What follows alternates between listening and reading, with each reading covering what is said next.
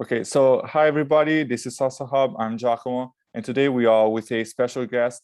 She's Urmi Hossain, and she is a professional in finance. She has a very special background. She comes from State Street and has other experiences. So please introduce yourself and tell us a bit what you do and what you specialize on. Thank you, Giacomo. Hi, everyone. My name is Urmi. I work in the financial industry. I've been working in the financial industry for 5 years. As Giacomo mentioned, I started my career at State Street, and currently I'm working in another company called Maples Group as a senior KYC analyst, and I am also pursuing my CFA designation. I passed my level 2 maybe 3 weeks ago, and now I'm studying for level 3. Okay, so congratulations for passing the level 2. I know that this year it was extremely tough, so congratulations for that. So what motivated you to get into finance in the first place? So it goes back to my university time. So initially I studied with a bachelor degree in international business, and I had a minor in finance. And then I took a few classes in finance, and I realized that I liked finance much more than international business.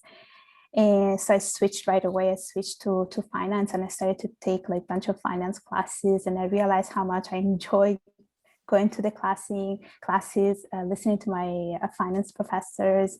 I liked studying finance, and it would show in my grades as well. And because I was very good in finance and in different classes, I got to do the honors in finance. So basically, this is a special program for finance students who have a certain GPA that can go into that program.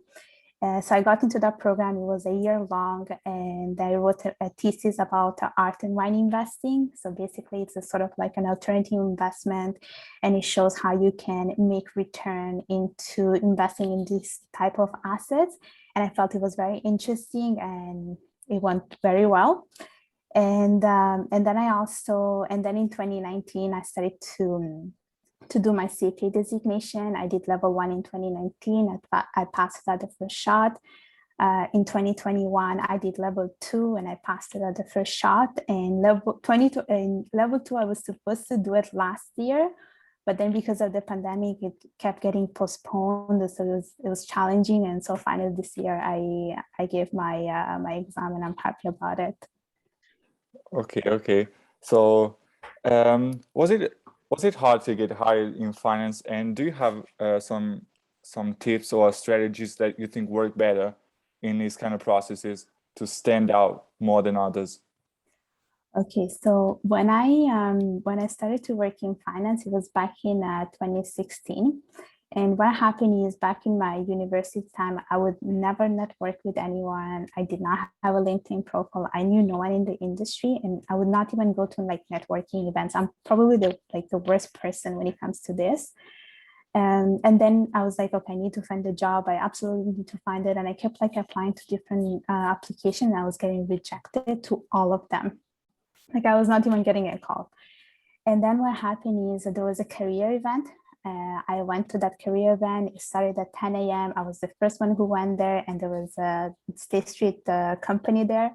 So I went up to the recruiter. I gave my resume, and that's it. I just gave my resume and I left. So I spoke to her for like 2 minutes. And after that, she called me. She was like, yeah, we really like your resume. We want you to come in for an interview. So I went for the interview. So the first process, the first step was the phone interview, and then I went for the actual in-person interview. I had the interview with my 2 managers, and then after 2 weeks, I got the call, and they told me I got the job. So for me, it was very exciting because I was not expecting it, and when I started working as an intern. So I was still at school while I was working.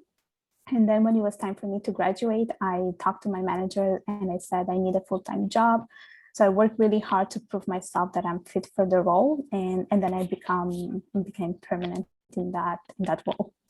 Okay. Was it too much of a hustle to work at State Street while studying at university, or not? Was it well balanced? No, for me it was fine. So I was working full time Monday to Friday, and I had classes, I think, twice a week or something like that. So I would go to work in the morning, and then at 5 or 6, I would go to my classes, and then I would be done at 8, for instance. Okay. So all over YouTube, there are a lot of videos that talk about the recruitment process, for example, in the Big Four or in investment banking. How does the recruitment process work in State Street? And can you tell us a bit more how that works? Okay, so from my experience, at least the one that I had in Montreal, I don't know how it is in other branches. I just had a phone interview with the HR person. She asked me like a few questions: what are my interests, what are my goals, and things like that. And then after that, you go for a second round of interviews. So you actually meet with the hiring managers, and they ask you a couple of questions like behavioral questions, situational questions. They ask you like typical standard questions such as tell me a little bit about yourself, or what do you see in 5 years. And that's how it ended. So it was literally the phone interview and the in-person interview, and that's it. Okay. What do you think are the best skills to have before getting hired, both soft and hard skills? And do they require some sort of certification for specific things like Excel or PowerPoint or Bloomberg or whatever? I think it depends on the actual role you're applying for. Like if you're going for a finance role, it's good to show that you know how to use Bloomberg, Capital IQ. These are some of the things that I knew already because I had to learn them. Other things you need to know is Excel for sure. It's mandatory. It's required in every job right now. When it comes to PowerPoint, you have to know how to do PowerPoint, Word. So these are some of the basic things that you need to know. And for soft skills, I would say probably teamwork, communication skills, problem solving skills, being detail oriented, being a team player. So those are some of the features that people look into when they are hiring. Okay. But back then, did you have any track record that you were able to show that you were actually very good at, for example, Excel, or they just trusted you on the word that that you knew So how? the role I applied for, they didn't require like exceptional Excel skills. I did put it in my resume that I knew how to use it because I think those are the basic things that every person should know. They did not test me for that type of skill. But for instance, in my current role that I'm working right now, I do need to know how to use Excel because I run reports and there are a couple of functions that I have to do. Okay. Always good to know. So, what are the best skills that you learn on the job, both soft and hard skills? Did you improve on, for example, Excel, or did you improve mainly on the soft skills side? When it comes to, well, I would say probably like communication skills, interpersonal skills. Those are some of the things that I learned, especially because in Montreal or in the companies that I work for, we deal with like people from different cultures and different countries. So it's important that you know how to communicate well. I also became very good at being detail oriented, and it's very important nowadays. And I think a little bit the CFA helped me to be very much more detail oriented. I would say also time management, organizational skills as well. And when it comes to Excel, I took a couple of courses on LinkedIn Learning because there are some things that I need to like revise because I don't use them on a daily basis. Sometimes if I forget something, I check on YouTube and I try to apply it in my current task. Okay. Um, for those who don't know, can you explain what State Street specializes on and what services it offers? Okay, so State Street basically it's a bank, it's an investment firm. They provide different services such as custodian services. They have research. They provide fund accounting services, cash management, advisory services. So they do like a bunch of things. I think though, depending on where the branches are, they might offer different things. So like for instance, in Montreal, they were a bit limited on the things that you could offer. We had like a cash management team, we had a client administration team, we had a client services team, we also had a fund accounting team. So it really depends on where you're located. I think probably in Boston or in other parts of the States, they might offer much more than what Montreal offered. Okay, okay. So can you tell us a bit, just to have a good blueprint, what are the competitors of State Street, just to have an idea? I would say probably Citibank, Bank of Okay, New York, UBS, okay, BlackRock. So these okay, are the biggest names that come into my mind right now. okay, okay. So, in which branch did you work, and what were your day-to-day tasks, and uh, is it changing right now? Are they changing right now? The Um, tasks? okay, so I worked in the Montreal office. So we have in Canada, we have basically two offices, one in Montreal and one in Toronto. So I worked in the one in Montreal. And the one in Montreal, I worked as a client support administrator. So a lot of the work that I had to do were more like on the administrative side. I did not talk to the clients themselves, but I was working with another team. That was the client services team that was located in Boston. So my main contact were with them. And on a broad line, I just did pretty much like administration stuff, Okay, okay. administrative stuff. Yeah. So just to have an idea, what are the academic backgrounds most people have in State Street? Is it just accounting and finance, or do you happen to stumble upon other people that have completely different backgrounds? I would say so. Some departments they had a lot of people from accounting and finance backgrounds. So there were a lot of people that had their CPA, their CFA, and there were basically other people that were pursuing their CFA or CPA designations. So we had a big majority of people with that type of background. We did have other people with other backgrounds, but it really depended on the department. Like some department didn't require that you had like a specific type of knowledge. As long as you had the skills and the experience, it was enough. Okay, okay. So can you tell us a bit more about the culture at State Street and what it's like to work there? And do you have good memories of State Street?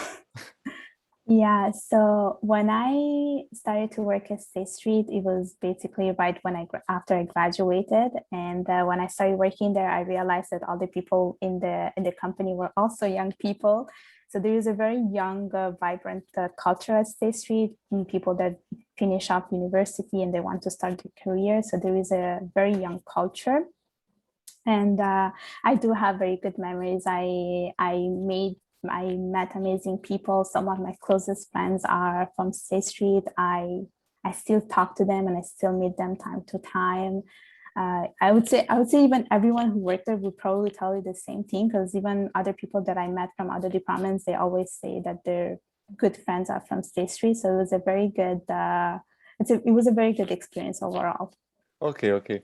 So one thing that I'm curious about, so for example, what are the things that they're looking at when it comes to promotions? For example, if you work in sales, your sales matter the most. And what are the skills and what are the things they're looking at when they decide whether to promote you or not? So at State Street in specific, because I also went through a promotion process, like I was there a year and then I became a senior the year after. It really depends. So you really have to show that you're a very proactive person, someone who works hard, someone who's willing to stay. And also, if you want to have a promotion, it's good to have an open communication with your manager and tell them that you have this interest of being promoted. And then State Street in specific, I had to go through an interview process before becoming senior. And I know that in other companies, it might not be the same way. So for instance, in my current role, I got promoted because they saw that I was working hard, for instance.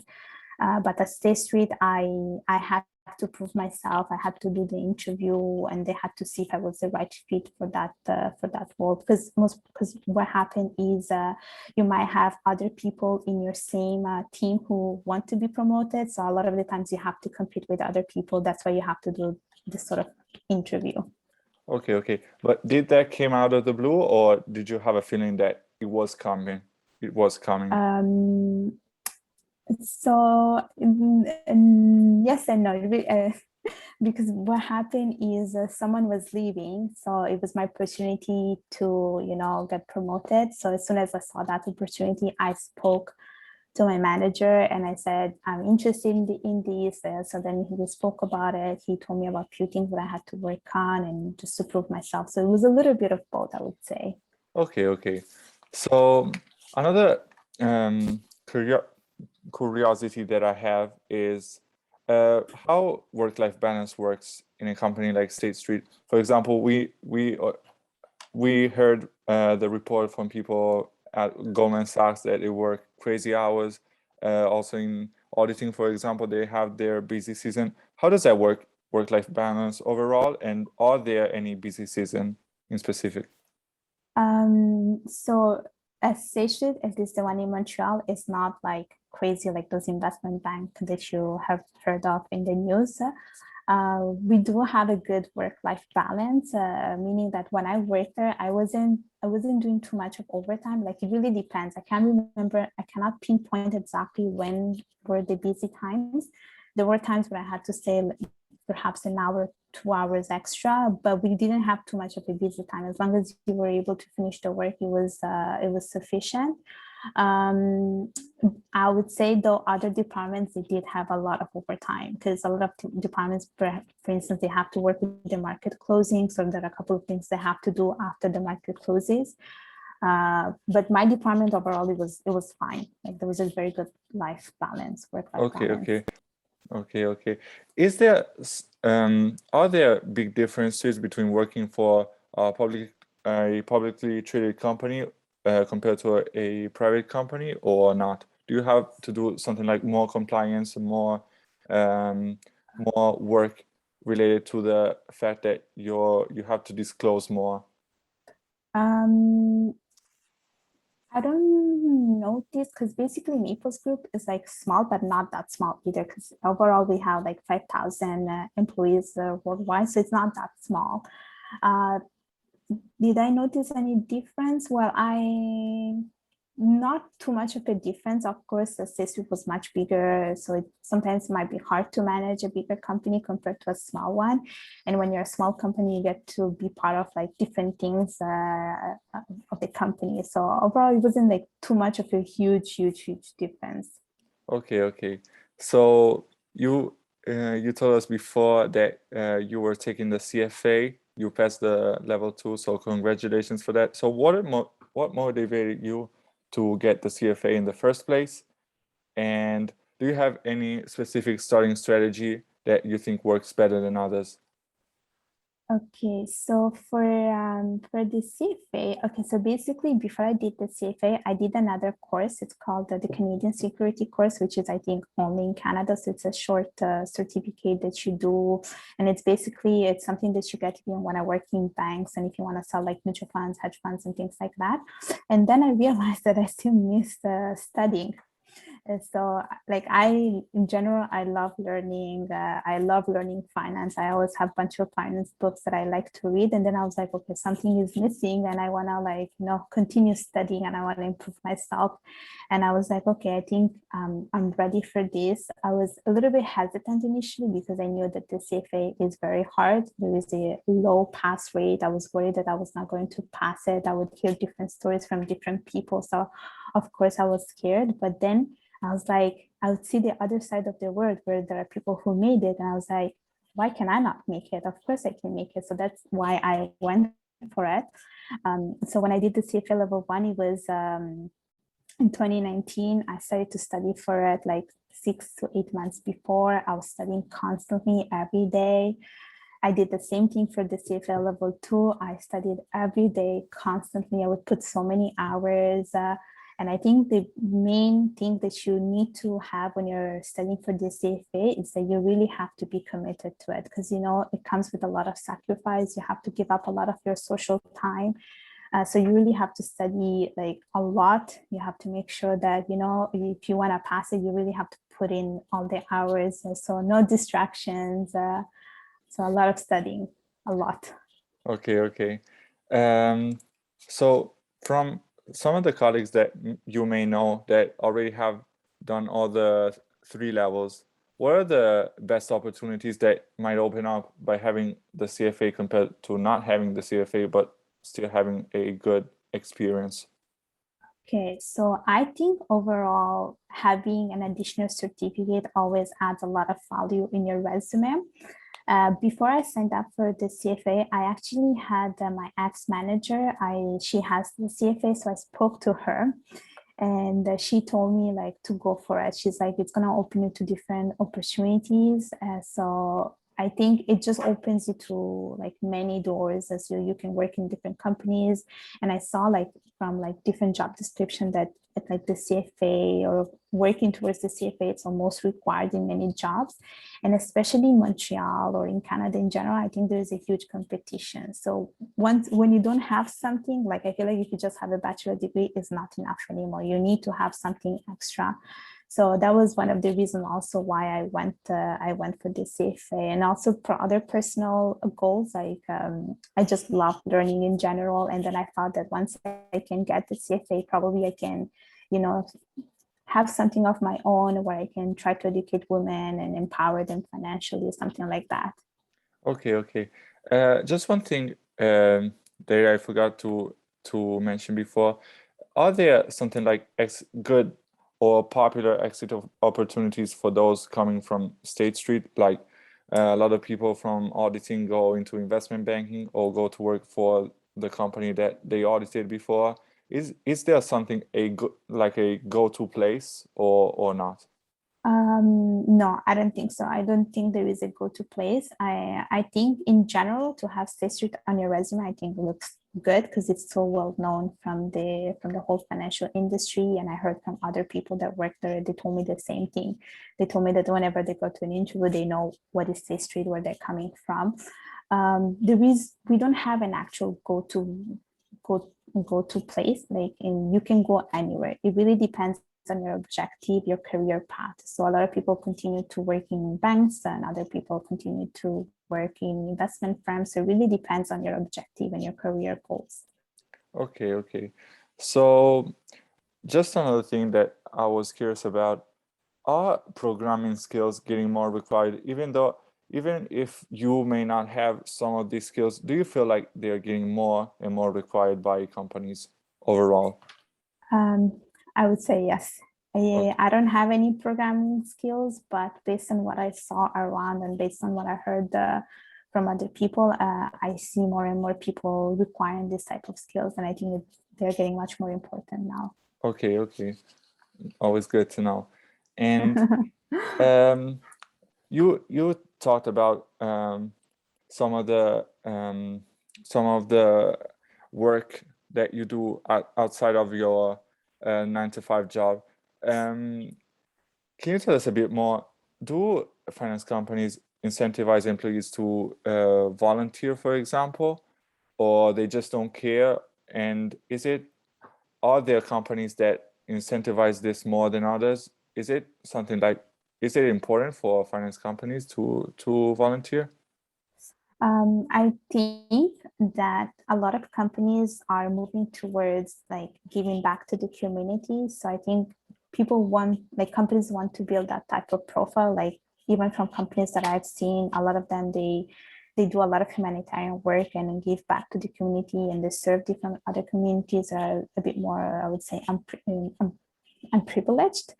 I do have a lot of volunteering experience, and I always suggest everyone to get some, because I think when you have volunteering experience on your resume, you stand out from the crowd. Because a lot of people nowadays, what they do, they just study and go to work. That's it. and you have nothing else to stand out from your from the crowd. So if you do have volunteering experience, it shows that you have like other interests, you have hobbies. It tells you a little bit about your personality, and it shows that you have leadership skills. So I think it's always good to have it. And you know what, you might even match with the company's profile. So if there's something that you like in particular, I don't know, climate change, and then the company is also focused on climate change, you might have a match, and they might like look into your resume, and you might get calls and things like that. Okay. So is it something like the companies actually incentivize employees to do so, or is it something that is up to the employee himself or herself? So you can do like volunteering activities outside your working hours, but some companies, they have like community committee, where basically perhaps during the year, we also have it in my own company. So basically during the year, during certain times, we organize certain events where we, let's say, want to give back to the community. So for instance, 2 years ago, this was pre-pandemic, we did a gift wrapping for this organization. I cannot remember the name, and then all the donations were going towards this organization. I cannot remember exactly the name. So there are companies that actually do things during the year, and there are other companies that have like volunteering days. So these are paid volunteering days, and people can actually go and volunteer for a specific organization. So a lot of people are trying to incentivize this. Okay. Can you tell us a bit more about what you do and what organizations you work for, and what you're passionate about, and how you're using your skills, also your finance skills, to give back, let's say? Okay, so I do a lot of things. I do many things. So first thing first, I am part of the Toastmasters Club, which is a nonprofit organization where you get to practice your public speaking skills. So a lot of the things that I do there is I'm there as a member, so I get to practice my public speaking skills. But I am also there as the president of the club, so I have to do a lot of oversight and see like where we're going with the club. So that's one of them. Another one that I'm part of is called the Girls Are Powerful. So basically, I'm there as the advisory board member. So we have to talk about the strategy and where we see the organization going. I am part as a mentor for this other organization called 50/50 Leadership. So I provide career advice. I provide tips about finance to my mentee. So I do many things. And one of them that I feel very proud of is that I'm part of the United Nations for the gender equality. I am part of the LA chapter as assistant treasurer. So I get to be part of, I get to do a lot of cash reconciliation and things like that. And I think volunteering is great because you get to develop a bunch of other skills that you wouldn't do if you were in your current job. And I think it just opens you to other opportunities, and you get to network so much with a bunch of people. So I think it's always great. So I am also part with other organizations, but the list is too long. Okay, good. So you talked about some of the companies that actually care about the environment, for example. And I want to ask you, is the momentum around ESG growing, and what do you think about it? For example, there are CEOs that emphasize this, like the CEO of BlackRock, Larry Fink, and there are others like Chamath Palihapitiya that basically says it's all marketing and greenwashing.